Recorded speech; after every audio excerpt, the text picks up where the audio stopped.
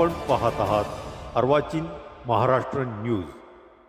नाशिक शहर पोलीस आयुक्त संदीप कर्णिक, पोलीस उपायुक्त गुन्हे किरणकुमार चव्हाण, सहाय्यक पोलीस आयुक्त गुन्हे संदीप मिटके यांनी शहरातील चोरीचे गुन्हे उघडकीस आणण्याबाबत सूचना दिलेल्या असून सातपूर परिसरातील समतानगर MHB कॉलनी येथे बंद घराचे लोखंडी सेफ्टी दरवाजाचे कडी कोयंडा तोडून आत प्रवेश करून हॉलमधील लोखंडी कपाटातील 16,75,000 रुपये रोख रक्कम अज्ञात चोरट्यांनी लंपास केल्याबाबत तक्रारीवरून सातपूर पोलीस स्टेशन येथे गुन्हा दाखल करण्यात आला होता।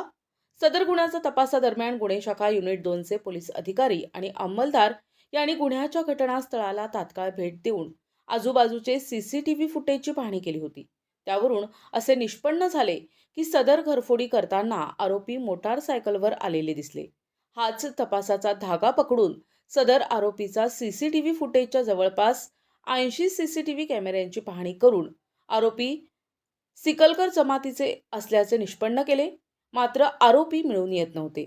गुन्हे शाखा युनिट 2 चे पोलीस अधिकारी गुन्ह्यातील आरोपींचा शोध घेत असताना पोलीस हवालदार मनोहर शिंदे यांना गुप्त बातमीदारामार्फत मिळालेल्या माहितीच्या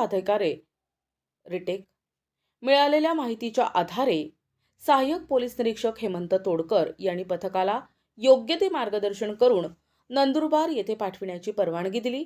सहाय्यक पोलीस उपनिरीक्षक संजय सानप यांच्या नेतृत्वात पोलीस हवालदार मनोहर शिंदे, नंदकुमार नांदुर्डीकर, चंद्रकांत गवळी, पोलीस अंमलदार सुनील खैरनार यांचे पथक तात्काळ नंदुरबार येथे रवाना झाले।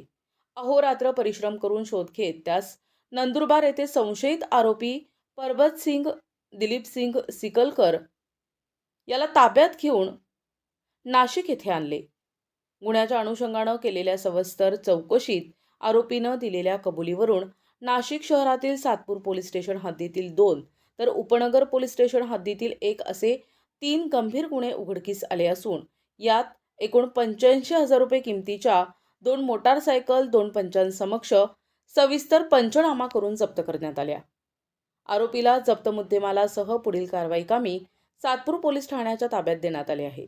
सदर आरोपी हा रेकॉर्डवरील सराईत गुन्हेगार असून त्याच्या विरुद्ध नंदुरबार आणि महाराष्ट्रातील इतर जिल्ह्यात घरफोडी, चोरी, मारहाणीचे असे विविध गुन्हे दाखल असल्याची माहिती पोलीस सूत्रांनी दिली।